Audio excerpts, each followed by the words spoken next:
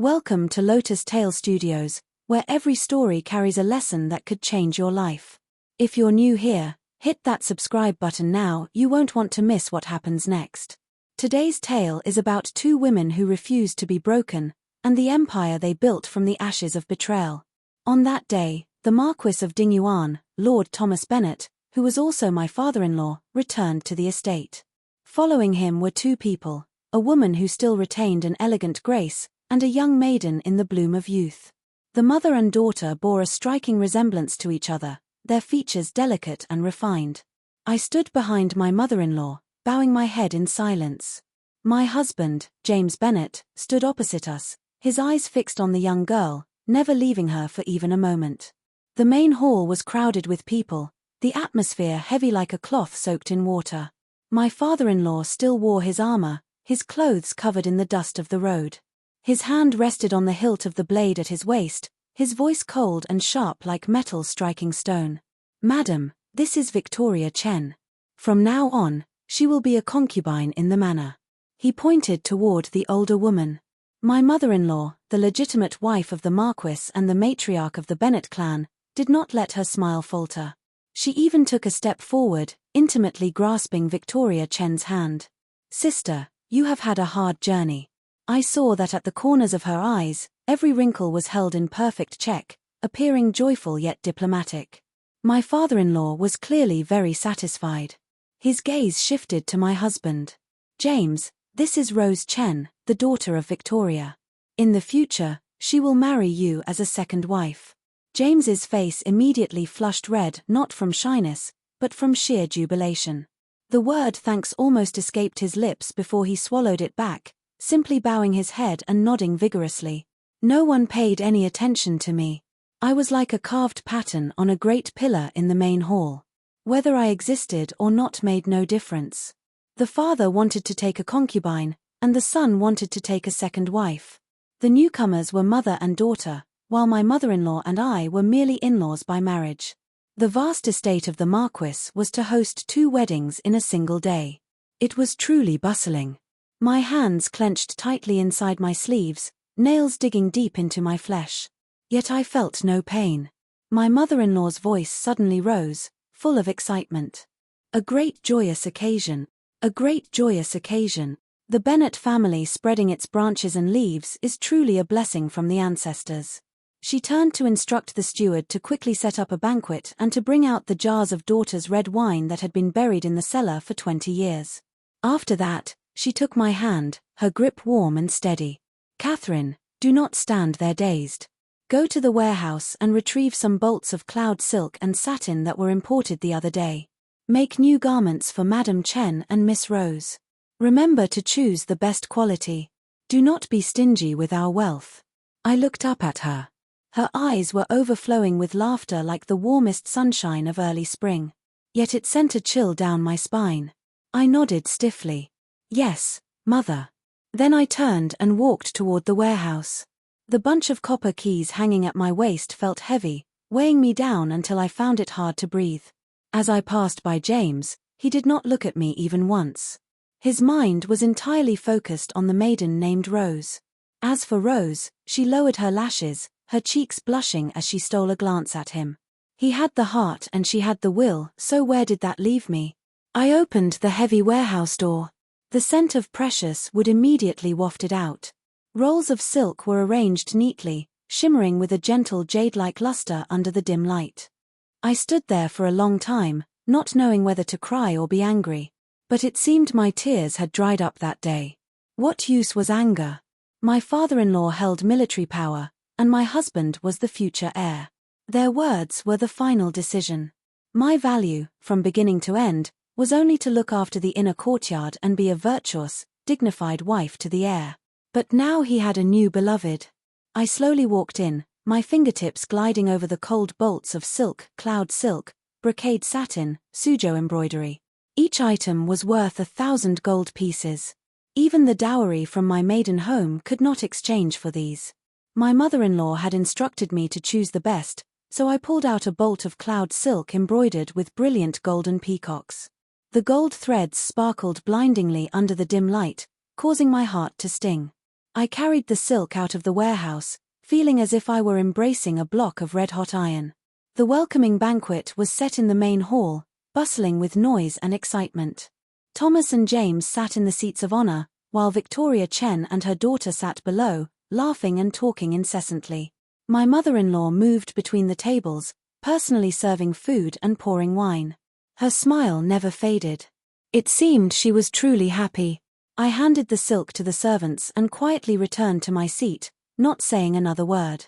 The table was filled with delicacies from the mountains and seas, yet I did not touch a single chopstick. After 3 rounds of wine, my father-in-law was slightly intoxicated. His speech began to slur as he recounted stories of warfare at the border, boasting of his own merit and bravery. He then spoke of how he met the 2 pitiful women and felt compassion. He claimed Victoria was the widow of a fallen comrade and that Rose was lonely with no one to rely on, so marrying James was a grace bestowed upon her. He droned on as if he were a living Buddha saving the suffering. James sat beside him, nodding continuously, his gaze upon Rose growing gentler and more pitying by the moment. My stomach felt as if it were being turned inside out. I quietly left the banquet table and returned to my own courtyard. Inside, it was desolate. My 2 dowry maids stood in the corridor, their eyes red. Seeing me, they wanted to speak but hesitated. I simply waved my hand slightly and walked straight into my room. Everything was exactly as it was when I left, neat and tidy. The marriage certificate was still pressed under a book, glaring red like blood. I sat down, dazed. I do not know how much time passed, but the sky had turned completely dark. The noise from the banquet also gradually subsided. I heard very light footsteps stop outside the door.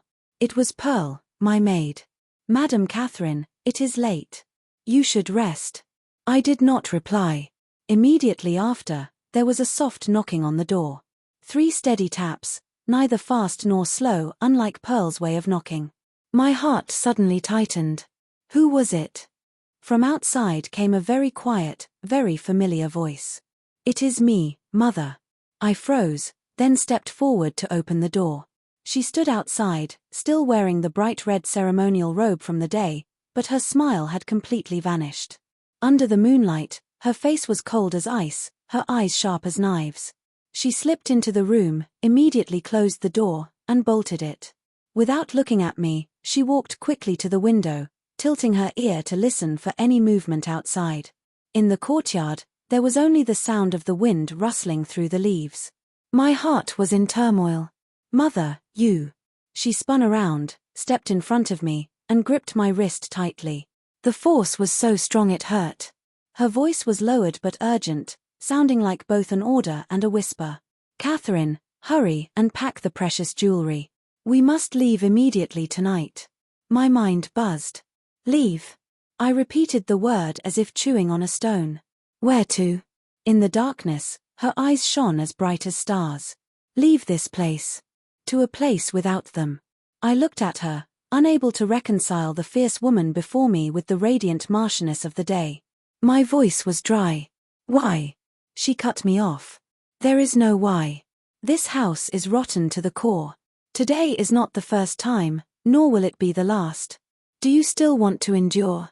Endure until that wench gives birth to an eldest son, and you are pushed into a small courtyard to wait for death." Her words were like an iron awl stabbing straight into my heart. My whole body trembled. That was right. What was I still waiting for? Waiting for James to feel guilt, or waiting for my father-in-law to bestow mercy? My mother-in-law let go of my hand and walked to the dressing table.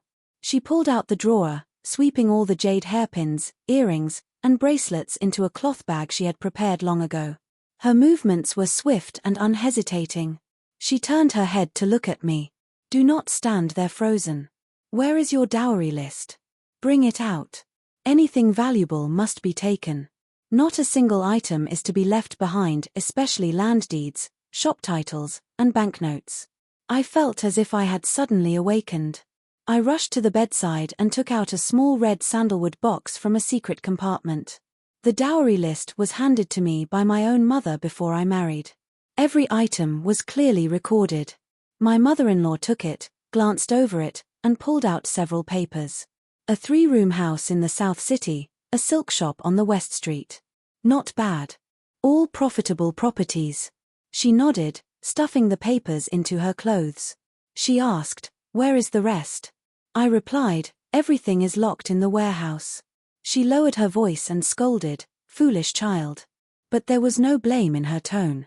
She only spoke quickly. "Why leave your things in the warehouse? Give me the jewelry bag. You go pack your clothes. Do not take anything flashy. Choose sturdy sets convenient for travel. While you are at it, pack any ornaments or jade pieces that can be exchanged for money." As for her, she pulled another ring of keys from her robe. This bunch was much larger than mine and far more complex. I gasped. "Mother, is this?"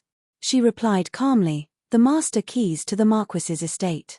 I have managed this household for 20 years. I know how much wealth is in this manor better than he does. He only knows how to fight battles, while I only know how to accumulate money. Tonight, we take it all." I was struck dumb. I thought she only wanted to take me away from this heartbreaking place. I never imagined she intended to sweep the Bennett Manor clean. My voice trembled.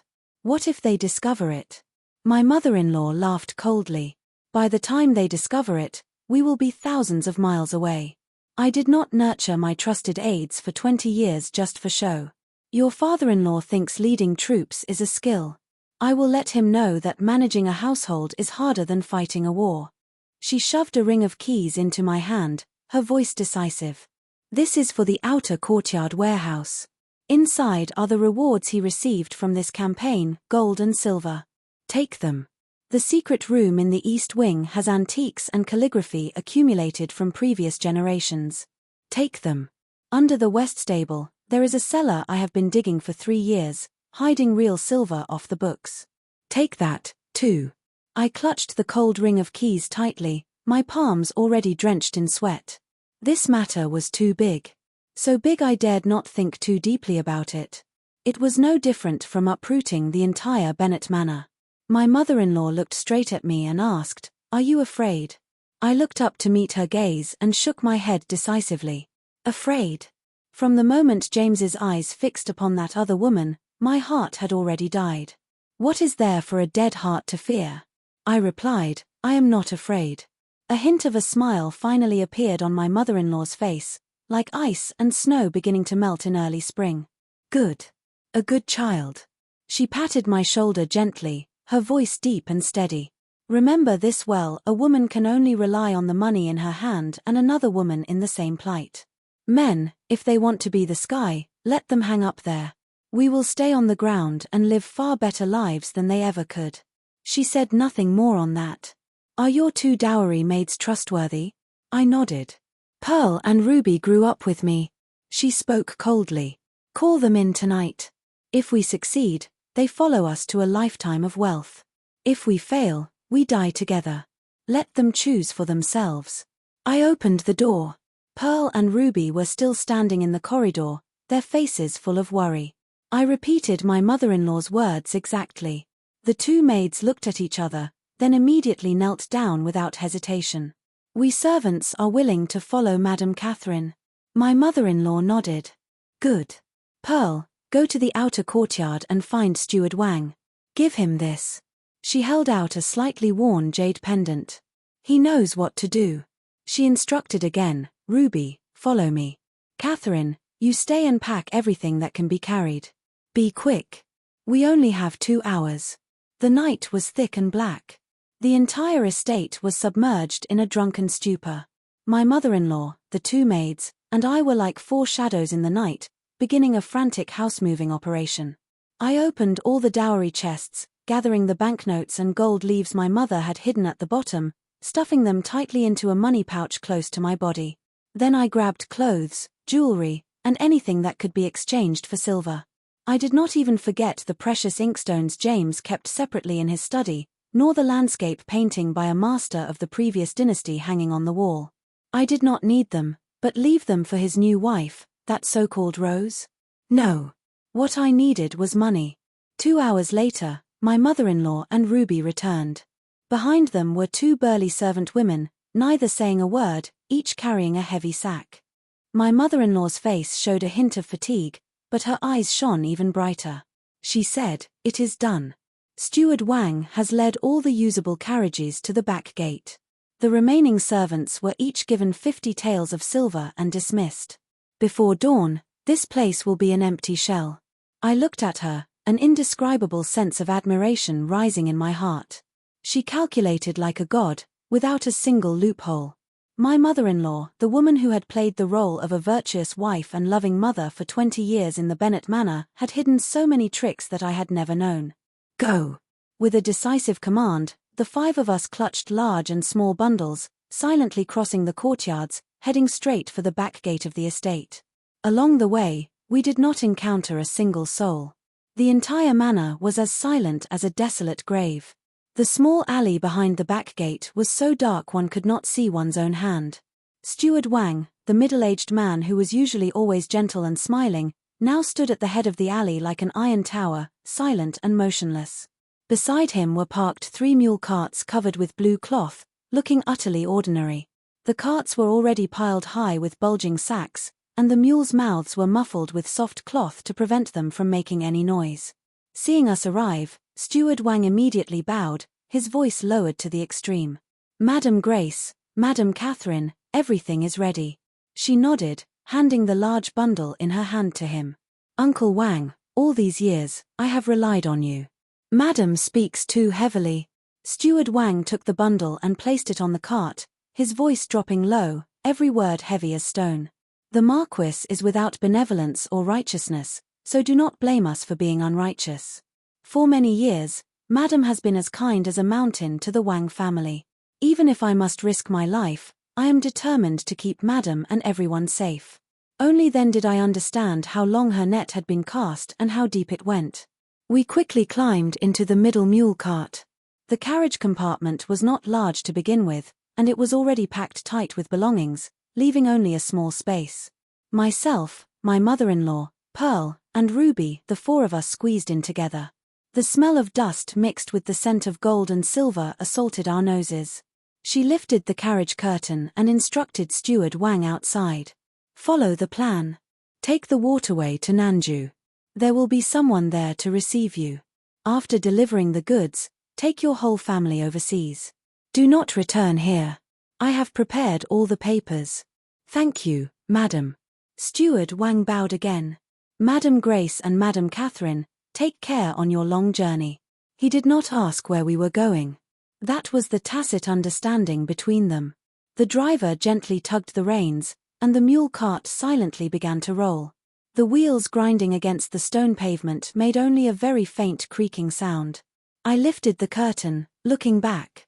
The massive Bennett Manor gradually receded into the darkness like a giant silent monster.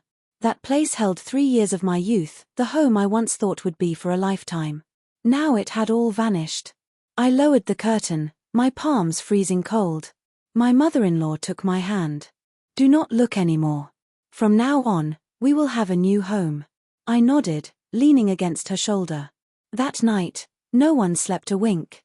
The mule cart traveled until the sky began to brighten, finally stopping at a dilapidated ferry crossing. At the dock, an inconspicuous black canopied boat was already waiting. At the bow sat a boatman wearing a conical hat to cover his face. We got out of the carriage. With the help of the 2 sturdy servant women, the heavy sacks were transferred one by one onto the boat. Each sack was shockingly heavy. I struggled to carry a small sack, nearly spraining my back in the process. I did not know if it contained gold or silver. By the time the sky fully brightened, everything had been successfully transferred onto the boat. The 2 sturdy servant women knelt before my mother-in-law, kowtowed once, and then silently drove the empty carriage away in a different direction. My mother-in-law handed a bag of silver to the driver, who immediately turned his carriage around and left as well. From beginning to end, those people did not say another half-word, acting like pre-programmed machines. On the black canopied boat, my mother-in-law Grace, Pearl, Ruby, and I squeezed into the small, narrow cabin. The old boatman sat at the stern, rowing very gently, letting the boat drift silently downstream with the current. A thin layer of mist covered the river surface, making the scenery on both banks blurry and indistinct. I asked softly, "Mother, where exactly are we going?" She replied, "To Jiangnan. I used my own dowry money to buy a small house there that no one knows about." She looked at me, her eyes deep and profound. "Catherine, when I married into the Marquis's estate back then, I was about your age. That marriage was my father trading me for the support of the Marquis's estate, while for you, it was your father wanting to climb up to power and nobility. We are actually quite alike." I listened in silence. She continued, her voice calm as if talking about someone else. "I endured for 20 years. I endured him bringing other women into the house one by one. I endured him forcing me to accept his illegitimate children. I endured him taking my dowry to fill the deficit in military funds. I once thought I only needed to endure until James grew up and took a wife, and my life would be considered complete." She paused slightly, then said, her voice remaining calm to the point of coldness, "But I did not expect James to be exactly like his father. Just looking at the way he looked at Rose, I understood immediately. This family cannot be saved. If you continue to endure, your today will become my yesterday, and my today is exactly your tomorrow. I am not resigned to that fate." She emphasized every word. "Why must we as women bow our heads and endure? Why can they as men do whatever they please? They left no path for me to live, so I opened a path for myself." The cabin was so quiet that only the sound of the oars gently striking the water could be heard. I looked at the grey hair at her temples and suddenly understood that she was not acting on impulse. She was betting the second half of her life after enduring for so long, just to exchange it for one final chance at freedom.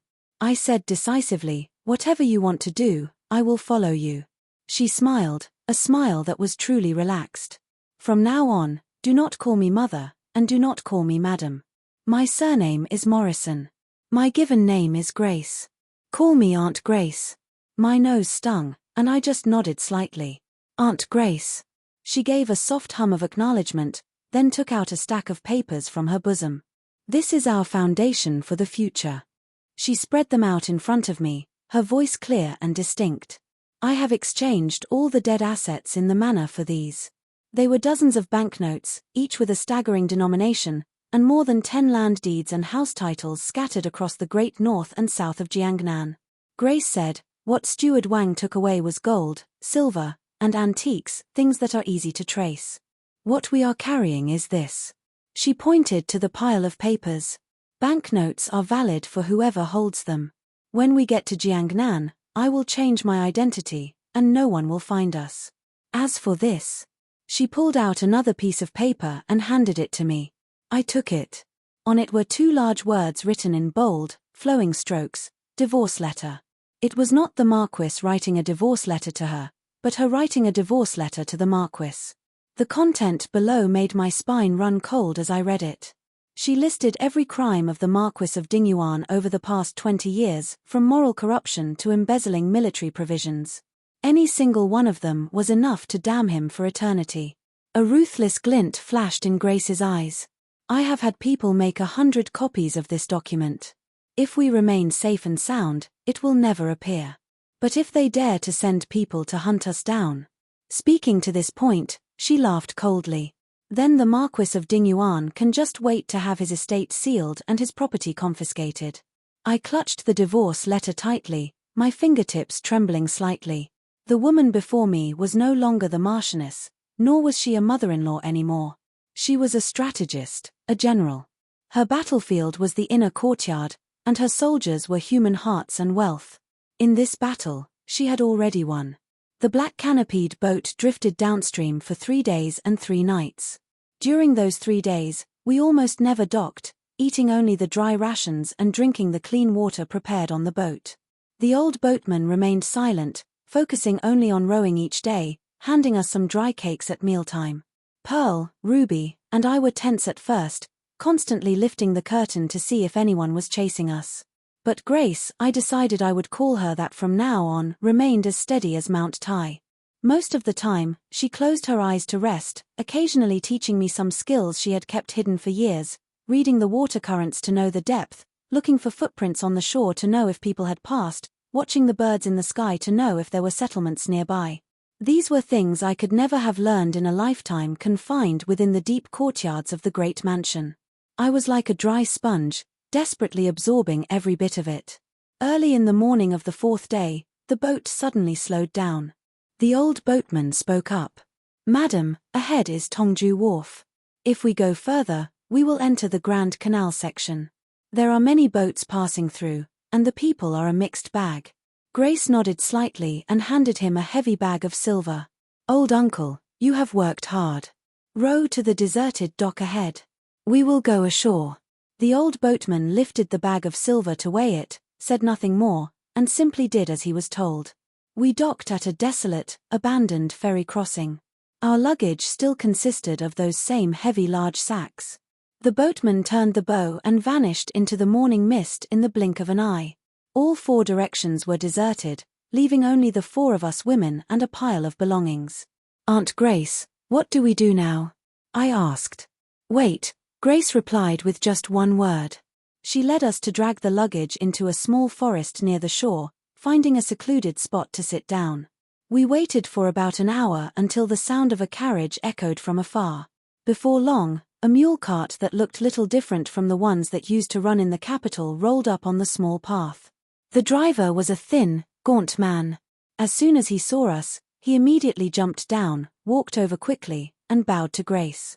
"Boss Morrison, as per your instructions, the cart is ready." Grace nodded. "Where are the goods?" The man replied, "Everything is on the cart: rice, flour, oil, salt, and a few sets of clothes for changing." Together, we hauled the luggage onto the cart. The carriage compartment was more spacious, so it was less cramped. Once we were on board, the man said nothing more, cracking his whip to urge the horse forward. Inside the cabin, Grace explained to me, he is an escort from a security bureau I sponsored in the past. His surname is Sunday. He is tight-lipped and trustworthy. Going from here to Jiangnan via the official road would take a month. It is both slow and easy to be exposed. I told him to take the small roads. It will be arduous, but we will arrive in half a month. Only then did I understand that she had calculated every step carefully. In the days that followed, we traveled on that bumpy horse carriage. The road was so difficult that on some days we did not see a single soul all day long. We slept in the carriage at night, nibbled on dry rations, and drank cold water during the day. Everyone was covered in dust, hair disheveled, looking no different from refugees fleeing a disaster. The two maids and I were exhausted, but Grace remained as alert as ever. She even taught us how to identify medicinal herbs by the roadside, which ones were edible, which ones could stop bleeding. She said, learning a few more skills would never be a disadvantage. If one day the money ran out, we wouldn't starve to death. I looked at her calm profile and suddenly felt that this departure was perhaps a rebirth for her.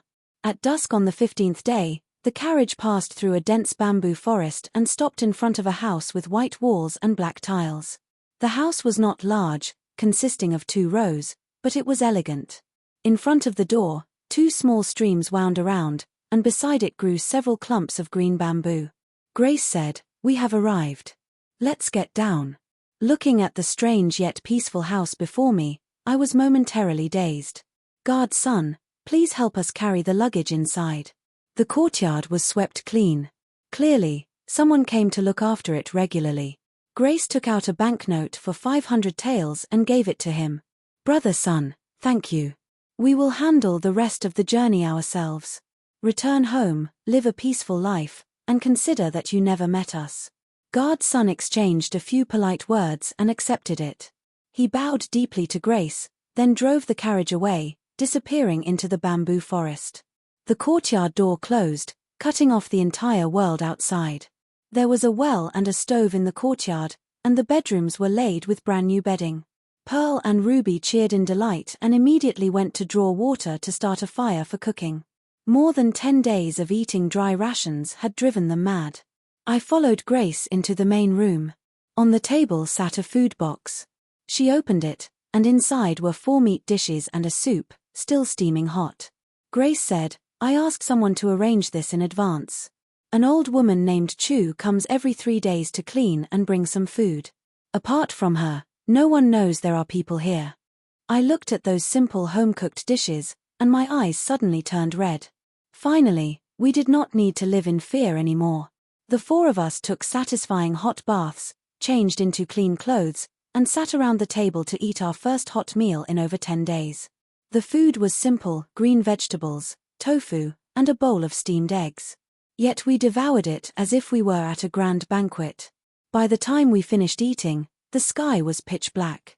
The courtyard was silent, save for the chirping of insects. Grace and I sat on the veranda, looking up at the moon. She said, "Catherine, starting today, you are no longer the wife of the heir of the Bennett Manor. Have you thought about what you want to do in the future?" I thought for a while, then shook my head. "I don't know," she replied. "It doesn't matter. Think about it slowly. Now we have money and time. You can learn a trade, do some small business, or just live peacefully for the rest of your life." I asked, "What about you?" She smiled. "Me? I lived the first half of my life for others. For the second half, I want to live for myself. I want to see the gardens of Jiangnan, listen to conch opera, and taste the pastries I only read about in books. I want to live out the years I never got to live." A light flashed in her eyes that I had never seen before. It was desire. The woman who had been silent for 20 years in the Marquis's estate had truly come alive at this moment. We talked for a very long time. Late at night, I returned to my room, lying on the unfamiliar bed, inhaling the scent of sunshine lingering on the quilt. I still could not fall asleep. I could not help but wonder, how was the Bennett Manor in the capital now? Had the Marquis and James discovered our disappearance? Were they flying into a thunderous rage, or scrambling in panic? Thinking of that, my heart felt strangely exhilarated. In the capital, at the Bennett Manor, Thomas, the Marquis of Dingyuan, woke up dizzy, his head splitting with pain. The hangover from the previous night made his throat dry and burning. He habitually called out, "Servants." There was no answer. He called again, louder this time. "Servants. Is everyone dead?" Still, there was a deathly silence. Thomas frowned, anger beginning to rise in his heart. He struggled to sit up, threw on an outer robe, and walked out of the bedroom. The courtyard was deserted. Not even a sweeper was in sight. His heart skipped a beat, and a sense of foreboding suddenly surged. He strode across the corridor, heading towards the main hall. In the main hall, his son James had also just woken up and was standing there in a daze. James asked, "Father, where has everyone gone? Why isn't there a single servant in sight?" "How should I know?" Thomas roared, his voice full of irritation. Father and son looked at each other, both seeing distinct unease in the other's eyes. They ran to the servants' quarters, empty. They ran to the kitchen, the stove was cold. They went to the stables, only a few week-old horses remained.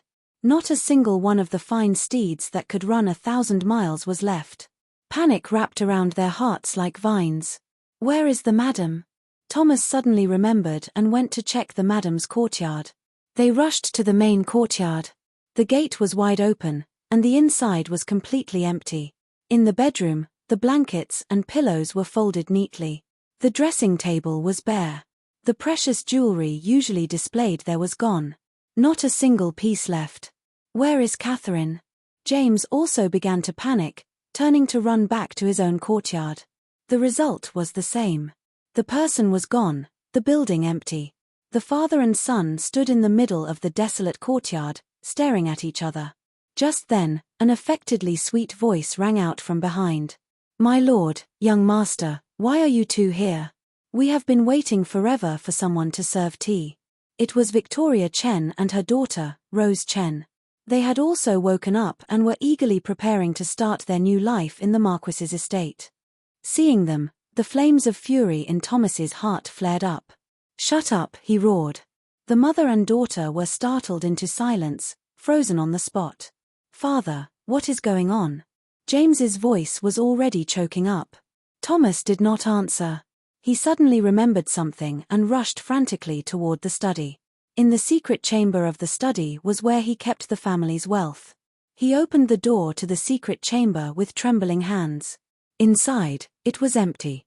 The calligraphy and paintings of the previous dynasty he had always taken pride in, the antiques and jade pieces worth cities, The piles of gold chests and silver bars all had vanished.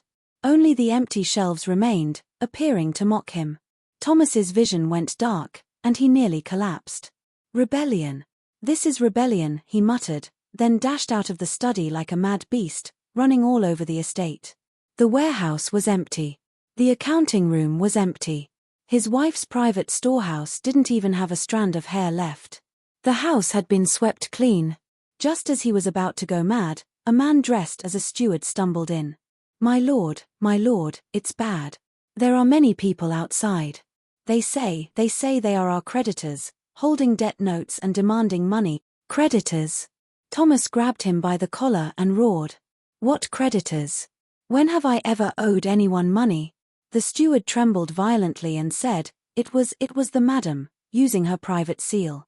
They say the madam used the name of the Marquis's estate to borrow 300,000 taels of white silver. 300,000 taels. The world spun before Thomas's eyes. The wife who had always been submissive before him for so many years had done this behind his back. She had not only swept the estate clean but also left him with a debt as vast as the sky and sea. James also ran over, holding a piece of paper, his face as pale as a ghost. Father, look at this. Thomas snatched it. It was a divorce letter. That woman had written a divorce letter to him. On it, every crime, every despicable act he had committed, from moral decay to fraudulent military expenses, was written clearly and succinctly. He felt a fishy taste rise in his throat, and a mouthful of blood sprayed out. The Dingyuan Marquis's estate was finished. A lifetime of building crumbled to dust in a single night. He slumped to the ground, staring blankly at the empty shell of a mansion before him. Victoria Chen and her daughter finally understood what was happening. They hugged each other and wailed loudly. Their beautiful dream had shattered before it even began. They thought they were marrying into mountains of gold and silver, but they had walked into a hollow shell carrying a mountain of debt. James looked at the weeping Rose with none of the tenderness he had shown yesterday. In his heart, he felt only extreme annoyance. He kicked the corridor pillar beside him fiercely and screamed, "Bitches! It's all because of those two bitches." The sunlight shone into the vast empty Marquis's estate, bringing no warmth, only illuminating the shouting of the father and son, and the weeping of the two women, echoing in the desolate courtyard. They had all gone mad. Meanwhile, thousands of miles away in Jiangnan, Grace and I were sitting in the courtyard, sipping freshly brewed dragonwell tea made from the pre-rain harvest. The scent of tea was gentle, and the years felt peaceful. The house in Jiangnan was not large, but it had everything we needed. Grace, Pearl, Ruby, and I, the four of us lived together. Naturally, in the first few days, we were busy organizing the things we had brought. When the banknotes and land deeds were spread all over the table, I still could not help but feel shaken. Grace pointed to the pile of papers and said to me, "Catherine, this is the support for the second half of our lives." She took out a portion of the banknotes and several house deeds from the capital and handed them to Pearl. "Take a trip to the bank. Exchange all these banknotes for silver cash and quickly sell those properties. We cannot leave anything related to the capital behind."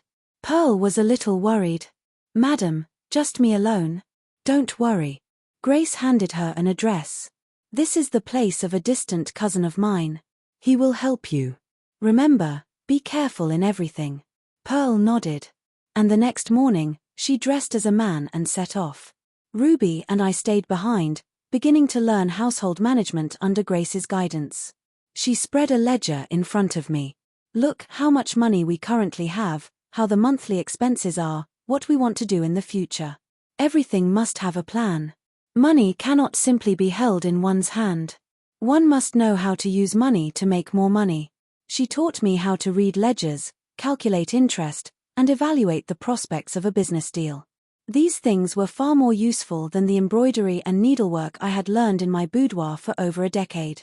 My mind moved very quickly, and I learned very fast. In less than half a month, I was able to help Grace clearly organize every income and expenditure in the house. Grace was very satisfied. "You are smarter than I thought," she praised me. I smiled. After 3 years in the Marquis's estate, I had thought I had become a mindless puppet. Now I realized that it was not that I lacked ability, but simply that I had been locked in a cage for too long. The days without men were as pure and peaceful as a cool mountain spring. We cooked with our own hands and swept the courtyard. In our free time, Grace played the zither and I painted, or we strolled together through the small towns of Jiangnan. The streets here were narrow and paved with blue stone. On both sides were ancient shops selling all sorts of strange and interesting items we had never seen before. We would buy a bag of Osmanthus candy or some freshly roasted chestnuts, eating as we walked. When we encountered beautiful fabric, Grace would pull me into the shop, spending the whole afternoon choosing. "This blue silk is beautiful. It suits your complexion very well, Aunt Grace. This turmeric-colored piece would definitely look good on you." We were truly like a close and affectionate mother and daughter.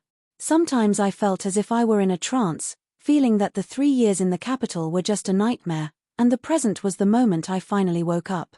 A month later, Pearl returned.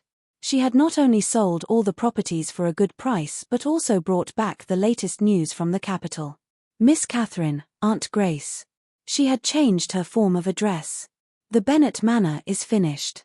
She recounted that the estate was burdened with a massive debt. Thomas had to sell off all his assets. He couldn't even keep the ancestral home and barely managed to pay it off. When the emperor heard the story, he flew into a thunderous rage. He scolded Thomas for having no way to rule his family and for his corrupt morality, stripping him of all his titles and demoting him to a commoner. It was said that the whole family, along with the Chen mother and daughter, moved into a dilapidated house in the West City. Relatives and acquaintances from before now avoided them like the plague. Pearl recounted this with great excitement. James, the former heir, could not bear the decline. He was drunk every day, and when drunk, he would beat people. The Chen mother and daughter argued every day, causing such a disturbance that not even the chickens and dogs could rest. I listened quietly, my heart not making a single ripple. I had no curiosity, nor did I care about those people. That matter no longer had anything to do with me. After listening, Grace only gave a faint hum of acknowledgement, as if hearing a story about strangers.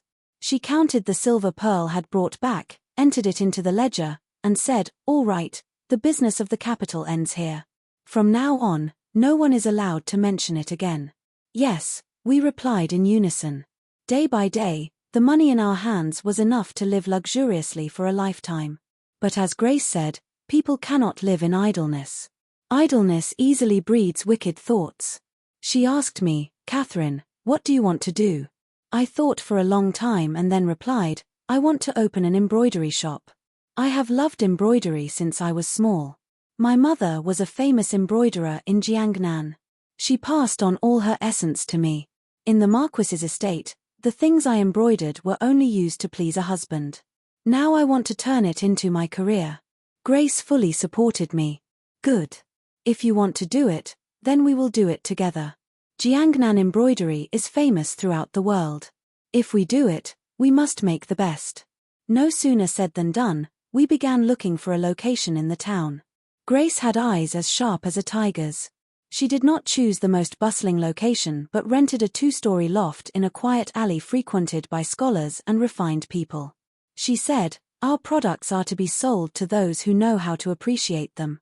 Good wine needs no bush." We named the embroidery shop the Jade Pavilion. Morrison was Grace's surname, and Walker was mine. It represented our united hearts. We invited the best craftsmen to renovate the shop and hired several highly skilled embroiderers from the countryside. I took out my own works to study new patterns with the embroiderers. We no longer embroidered the old-fashioned dragons, phoenixes, and peonies, but chose to embroider the landscapes of Jiangnan, the flowers and plants of the 4 seasons, and scenes of daily market life. Grace took charge of management. She established strict rules but treated the embroiderers with generous pay. She said that only by keeping people's hearts could we keep their skills. On the opening day, we did not beat gongs or drums. We only hung 2 elegant lanterns in front of the door and set off a small string of firecrackers. Not many people stopped by, but whoever walked in was captivated by the elegant embroidery pieces in the shop. Our prices were not cheap, yet on the very first day, we sold several pieces. I held the first sum of money I had earned with my own hands, my hands still trembling. It wasn't much, only 20 taels of silver. But these 20 taels were more precious than any reward I had ever received before. That evening, we closed the shop and went upstairs to celebrate the opening. Grace raised her cup. From today on, you are no longer anyone's wife, nor anyone's daughter-in-law. You are the manager of the Jade Pavilion. Catherine, after marrying James, you took your husband's name. Today, you finally reclaimed your own name, Catherine Walker. I raised my cup and drained it. The wine was very spicy, but my heart was truly sweet. Business at the Jade Pavilion was booming, even beyond our expectations. The novel embroidery patterns I designed quickly spread among the noble ladies and young misses in the town. They were already bored with the stereotyped embroidery of wealth and rank and were fascinated by our elegant, poetic depictions of landscapes and nature. Orders flew in like falling snow. I was so busy my feet didn't touch the ground. Every day I was either drawing new patterns or instructing the embroiderers. Grace was even busier than I was. She not only managed all the operations of the shop but also went out to expand our sales channels. Relying on her old connections, she contacted several large merchant caravans traveling north and south, selling our embroidery everywhere. In just half a year, the Jade Pavilion went from a small embroidery shop to a renowned brand in Jiangnan. We made a lot of money. So much that I was startled when I looked at the ledgers. But as Grace said, money is secondary. The important thing is that we accomplished something. We proved ourselves. Along with the booming business, trouble also came knocking. In the town, there was an old embroidery shop called the Chen Embroidery House, which had been in business for decades and always dominated the market. Our appearance caused them to lose more than half of their customers. Manager Chen of the Chen Embroidery House was a fat man in his 40s. He sent people to our shop many times to cause trouble. One day they claimed our embroidery threads faded. The next day they accused us of copying their patterns. Grace handled everything satisfactorily. She pulled the troublemakers into the shop, and in front of the customers, compared our embroidery with that of the Chen Embroidery House. The ladies and young misses are all experts. Please see for yourselves whose embroidery is more exquisite, whose color matching is more elegant, whose material is better. It is as clear as day. Customers were not fools. One look told them who was better. After a few times like this, the Chen Embroidery House not only failed to gain an advantage but also lost its reputation completely. Manager Chen was so angry he went mad and started using dirty tactics. He hired a few thugs to block the front of our shop day after day, harassing the customers. The embroiderers were too scared to come to work, and customers dared not enter. Business plummeted miserably. I was anxious to the point of panic and said to Grace, "Aunt Grace, let's report this to the officials." Grace shook her head. "The officials, and they are birds of a feather. Reporting is useless. It will only invite more trouble." Then what should we do? To deal with hooligans, we must use methods even more hooligan than theirs. A cold glint flashed in Grace's eyes. That night, she went out alone. The next morning, a miracle happened. The thugs blocking the shop door had disappeared, replaced by several fit men in neat clothes with rock-hard muscles. They didn't say much. They just stood like guardian deities in front of the door. When customers arrived, they welcomed them with smiles. If anyone came near looking sneaky, they only needed to glare to make them retreat. I curiously asked Grace, "Aunt Grace, who are they?" "They are men from the river gang in town," Grace said faintly. "I spent some money to invite them to sit in the shop." I stared in shock. The River Gang, an organization that even the local government officials had to be wary of. Yet Grace had invited them. I stammered in astonishment, "How did you?" I asked around. The boss of the River Gang is a filial son, and his mother loves embroidery.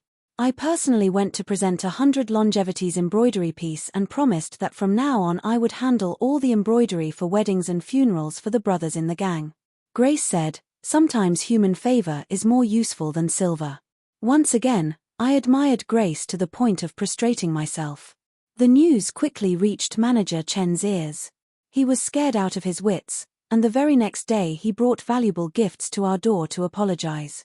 Grace still received him but did not accept the gifts. She only said one sentence. "Manager Chen, Business relies on skill, not tricks. If there is a next time, it won't be as simple as having the river gang guard the door. Manager Chen scrambled to say yes and retreated with a grey face. From then on, no one dared to come to the Jade Pavilion to cause trouble. With this matter settled, Grace made a decision. She took a portion of the profits to buy a large piece of land on the outskirts of town and built a large courtyard complex. She said, "The embroidery shop is expanding and needs more manpower. We will take in some homeless orphans, teach them the trade, and give them some capital to make a living." I raised both hands in approval. We named that courtyard the Morrison Walker Foundation. We adopted more than 10 girls of all ages. We invited teachers to teach them how to read and write, as well as the art of embroidery. The foundation, once small, gradually became a warm home. Looking at the radiant faces of the children in the courtyard, I felt a satisfaction I had never known before. Compared to the years of silk and velvet in the Marquis's estate, this place was 10,000 times happier. I thought life would remain peaceful like this forever until one day, a person I thought I would never see again appeared at the door of the Jade Pavilion. That afternoon, I was upstairs checking the ledgers.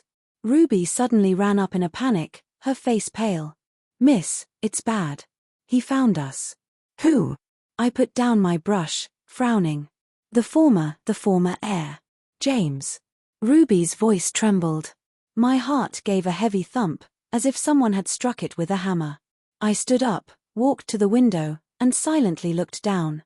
A circle of onlookers had already gathered in front of the Jade Pavilion. In the middle of the crowd stood a man. He wore a set of coarse cloth clothes that had faded from washing.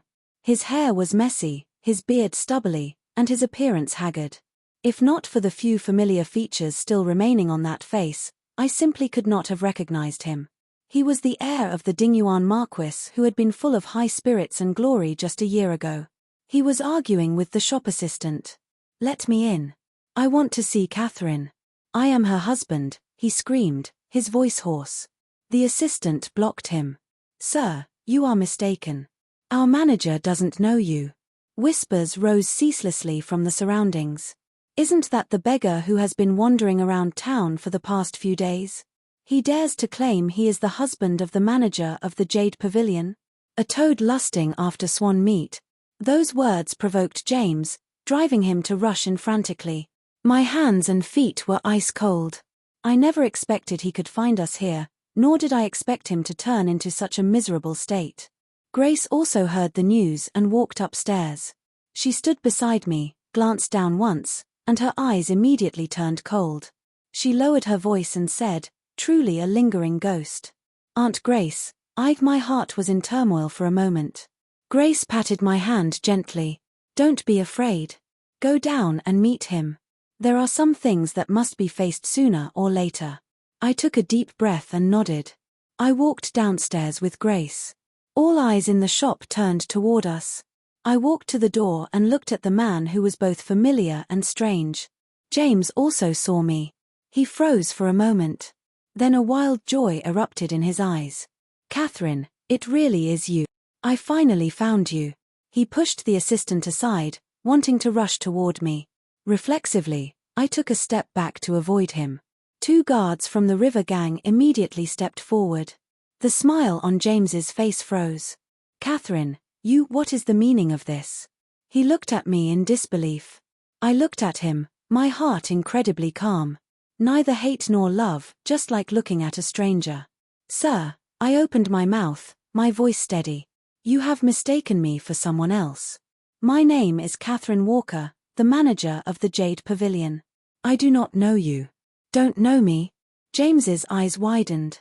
"I am James. I am your husband. How can you not know me?" "My husband?" I laughed, but the laughter did not reach the bottom of my eyes. "My husband died a year ago. He died on the day his father brought a new love into the house. He died on the day he smiled at another woman." James's face immediately turned pale. "Catherine, I was wrong. I was truly wrong." He fell to his knees with a thud, kowtowing in front of me. "Come back with me. Can we start over?" "Go back?" I asked. "Back to where? To the sold Marquis's estate? Or to the dilapidated shack you are living in now?" His head lowered even further. Catherine, I know I was wrong before. I shouldn't have been bewitched by that woman. For the past year, I have thought a lot. I really know my mistake. As long as you forgive me, I will do whatever you say. He burst into tears, a grown man crying until his face was covered in snot and tears. The crowd of onlookers grew larger and larger. I didn't want to drag this out any longer. I called him by his full name. James Bennett. It ended between us long ago. Leave. Don't come looking for me again. After speaking, I turned, intending to walk into the shop. Catherine. He suddenly sprang up from the ground, rushing forward like a madman. You vicious woman. You stole all my family's money, caused my family to be ruined and scattered, and now you want to wash your hands and leave. Pay me back the money. His face was ferocious, holding none of the pitifulness from moments ago. So he hadn't come to beg me to return. He came to demand money. The last shred of pity in my heart completely vanished. I stopped, turned my head, and looked at him coldly. I said, money? Let me tell you that money was my mother's private property and my dowry. Catherine Walker does not owe the Bennett family a single copper coin. We simply took back what belonged to us. You are lying. Whether I am lying or not, you know clearly in your heart. I looked straight at him. James, for the sake of us once being husband and wife, I advise you, you have hands and feet, so go earn your own food. Don't live lowly like a dog. Having said that, I didn't bother to look at him again and walked straight into the shop. Close the door, I told the assistant. The shop door slowly closed behind me, cutting off all the noise outside, along with James's curses. I leaned back against the door and let out a deep sigh. It was truly all over. James did not leave. He just sat stubbornly in front of the jade pavilion like a wishing stone. During the day, he cried and recounted his story to passers-by, saying how cruel I was, how I swept away the family fortune, and how I abandoned my husband. At night, he slept curled up under the eaves opposite the shop. The people in town treated him as a joke. At first, some people felt pity, but before long, everyone discovered that he was both lazy and a rogue. Aside from crying, he only knew how to hold out his hand for money. So pity turned into contempt. The assistants couldn't stand watching it and wanted to chase him away several times, but I stopped them. I said, let him be. If he wants to waste away, let him. We just need to do our job well. Grace also agreed. Dealing with this kind of person, the more attention you pay him, the more energized he gets. Ignore him, and he will get bored. That was what we said, but having such a person sitting in front of the door day after day inevitably affected business. A few days later, even the men from the river gang couldn't stand the sight of it. That night, a few of their brothers dragged James into a small alley and gave him a sound beating. Kid, we gave you face, didn't we? You still dare to come here and cause trouble? We'll break your arms and legs and throw you into the river to feed the fish. James was beaten into fear. The next day, he dared not block the door anymore, standing far away at the street corner and watching. His gaze was spiteful yet helpless. I pretended not to see. My heart had been harder than stone since that night in the capital long ago. A few days later, James could finally no longer hold on. He had no money to buy food. He was cold and hungry. The town constable saw that he was pitiful and feared it would bring bad luck if he died on the street, so he took him to a ruined temple outside the city. When Ruby brought this news to me, I was testing a new type of embroidery thread. I didn't even lift my head. I know. Miss, do you really not care at all? Ruby hesitated. I looked up at her.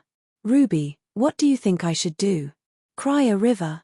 Or bring money and medicine to save him, let him get better so he can continue to pester me? Ruby said nothing. I asked, if the person lying in that ruined temple were me, do you think he would come to look at me even once? Ruby shook her head vigorously. Then that is enough. I lowered my head and continued studying the thread. A person must know how to love themselves before they can love others. Even if you don't love yourself, loving someone who hurt you is stupidity. I, Catherine Walker, will never do such a stupid thing again. I thought this matter ended here, but I didn't expect a twist half a month later. James disappeared from the ruined temple. Disappearing at the same time was a young girl from the Morrison Walker Foundation named Lily. Lily was one of the first orphans we took in, only 13, with delicate features and skillful hands. She was the seedling I had the highest hopes for. The gatekeeper said that afternoon a man stood outside the foundation calling for Lily, claiming to be her distant cousin bringing a family letter. Lily followed him out and never returned. Hearing the news, my heart sank. That man must be James. I immediately reported it to the officials and asked the brothers of the River Gang to search the entire city. Seeing my anxiety, Grace comforted me. Don't panic. He is a useless man carrying a child. He can't go far. How could I not panic? James was taking revenge on me. He knew Lily was the child I cared for the most. He wanted to destroy what I cherished most.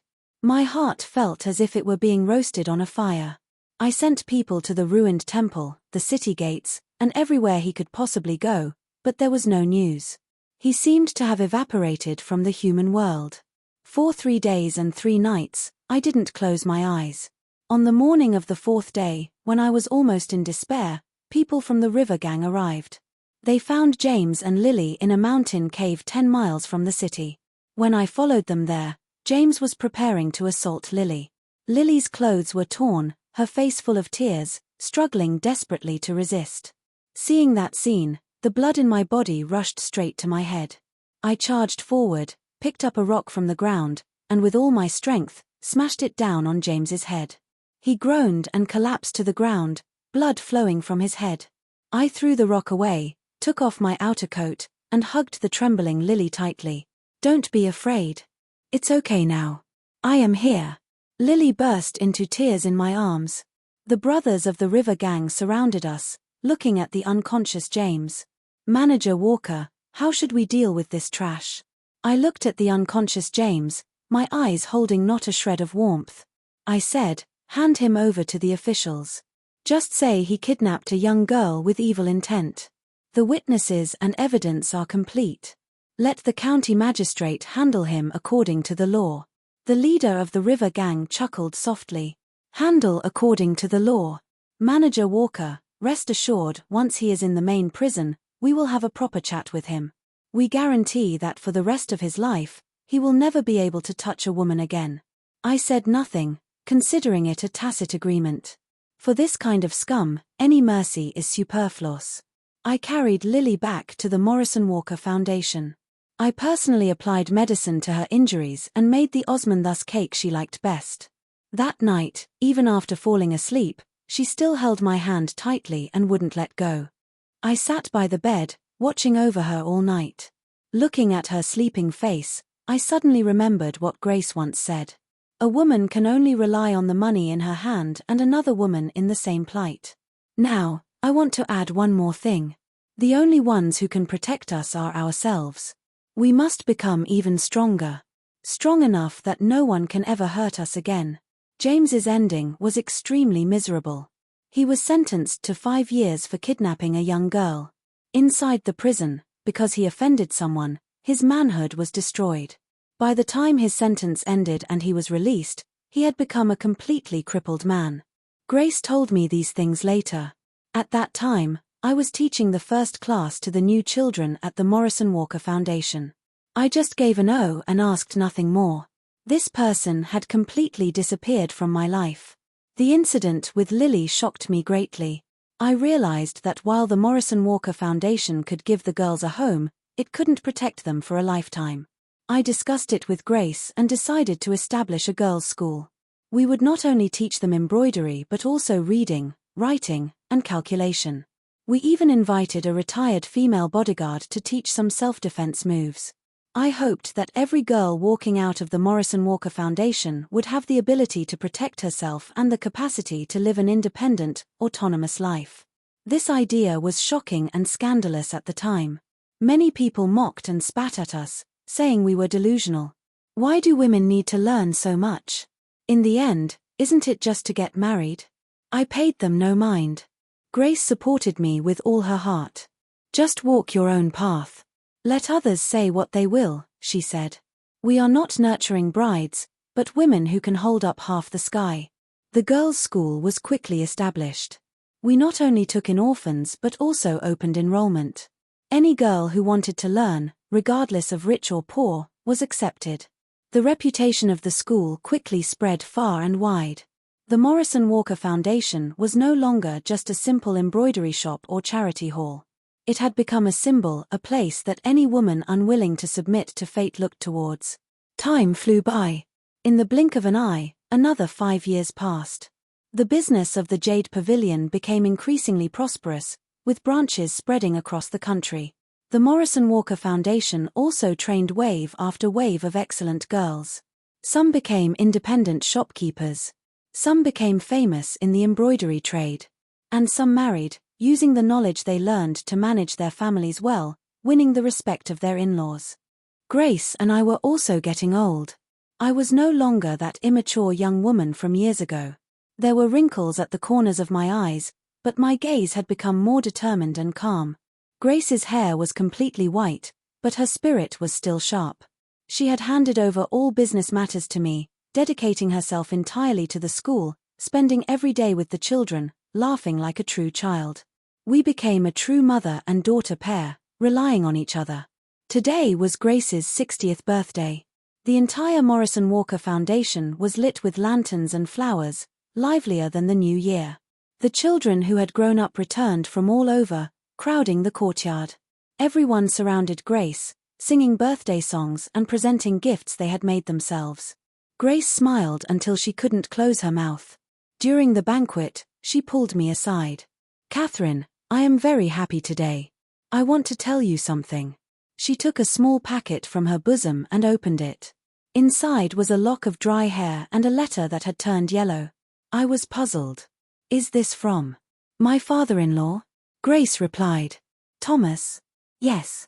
I was stunned. Grace recounted that she had received news of Thomas's death the year before. After being stripped of his title, he took that woman, Victoria Chen, and lived in poverty, finally dying of illness in a dilapidated house in the capital. Victoria Chen couldn't bear the hardship and had left long ago. An old servant of the Marquis's estate secretly collected his remains and sent that letter and lock of hair to Grace through many channels. I asked, "What did he write in the letter?" Grace replied faintly, "Repentance. He said that in this life, the person he wronged the most was me." "So you burned the letter?" Grace said, "The person is dead. Anything said now is too late. I only kept that lock of hair." She threw the lock of hair into the burning charcoal brazier. The flames licked at the hair, making a soft crackling sound, and it turned to ash in moments. "Consider it done." Grace looked at the pile of ashes inside. "Catherine, in this whole life, I do not believe in love, nor do I believe in men. I only believe in myself. I fought my entire life, and only today do I feel I have truly won." She turned her head to look out at the courtyard, which was filled with smiling faces. "Look, we have such a good home, so many good daughters. Without men, we still live brilliantly." I looked at her and nodded vigorously. "Yes, we have won." After Grace's 60th birthday, her health gradually declined. She eventually handed the school over to me as well. I became the true matriarch of both the Jade Pavilion and the Morrison Walker Foundation. Every day was busy, but I felt happy in my heart. Watching the girls grow day by day, and seeing the embroidery shop prosper, a huge sense of achievement rose within me. That autumn, Grace fell ill. The sickness came like a collapsing mountain. I invited all the famous doctors in Jiangnan and used countless precious medicinal herbs but could barely keep a breath of life in her.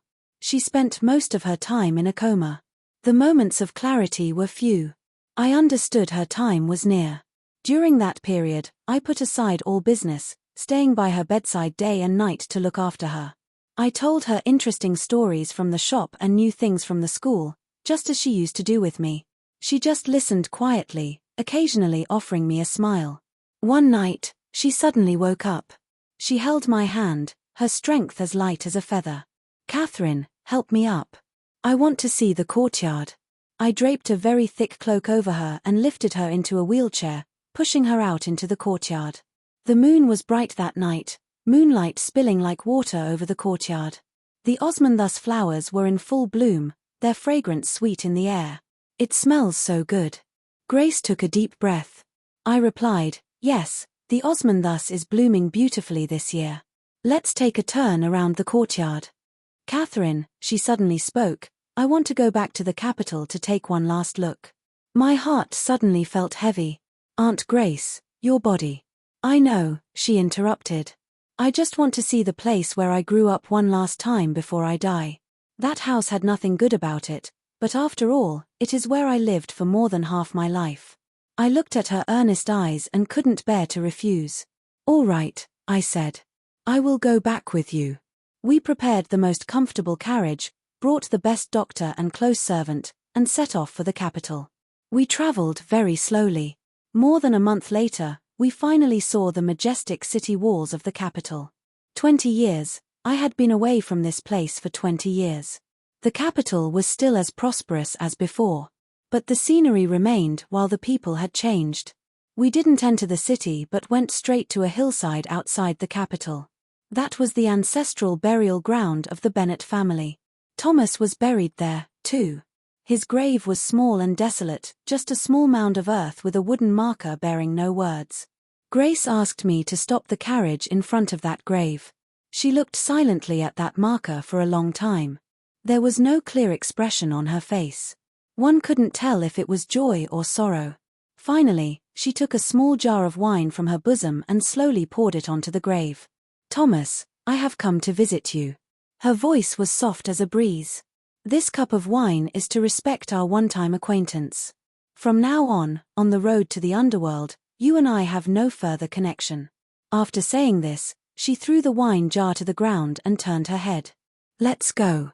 I pushed her away from that cold graveyard. On the way back, Grace's spirit suddenly improved significantly. She even joked with me. Catherine, it seems I have outlived your entire husband's family.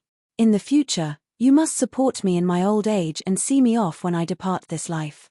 I smiled while tears streamed down. Yes, I will take care of you for your whole life. The day after we returned to Jiangnan, Grace left this world. She departed very peacefully, a smile on her face. Before her death, she handed me a box where all the land deeds, assets of the Jade Pavilion and the Morrison Walker Foundation, along with her private seal, were kept. Catherine, she said, from now on, I hand this home to you. You must live well, live more brilliantly than anyone else. I held her hand tightly, crying too hard to speak. I promised her, and I knew I would definitely do it. Grace's funeral was held with great solemnity. All the girls who had walked out of the Morrison Walker Foundation returned. We did not wear mourning clothes. Instead, we draped ourselves in the most beautiful garments we had embroidered with our own hands. In life, Grace once said she didn't like sorrowful weeping. She hoped her funeral would be like a grand festival. We scattered her ashes into the small stream in front of the foundation. She was born in the capital and imprisoned in the Marquis's estate. But the place she loved most was Jiangnan.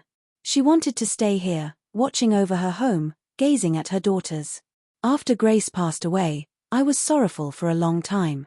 I often sat alone in the courtyard, silently looking at the chair where she used to sit, sitting there for the entire afternoon. I felt as if I had lost my spiritual pillar. It was the girls in the foundation who helped me pull myself together. They surrounded me, telling jokes and dragging me into their games. Director Walker, Aunt Grace is watching us from the sky, the youngest girl said to me.